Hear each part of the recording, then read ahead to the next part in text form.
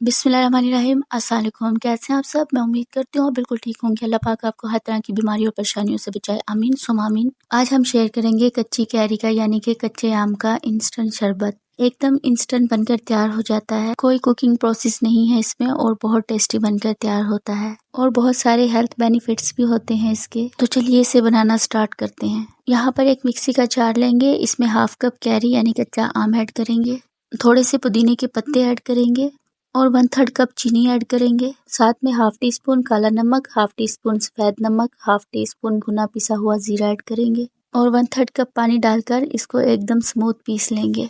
तो यहाँ पर हमारा मिक्सचर बनकर तैयार है। अब यहाँ पर एक बोल लेंगे और इसे छन्नी की मदद से छान लेंगे ताकि इसमें जो छोटे छोटे से चंक्स हैं वो रिमूव हो जाए। मैंने यहाँ पर इसको छान लिया है। अब हम इसमें ऐड करेंगे पानी। 1 लीटर पानी मैं इसमें ऐड कर रही हूँ। पानी आप ठंडा लीजिएगा। अब हम इसे अच्छे से मिक्स कर देंगे। अब हम इसमें ऐड करेंगे चिया सीड्स यानी कि तुखमलंगा।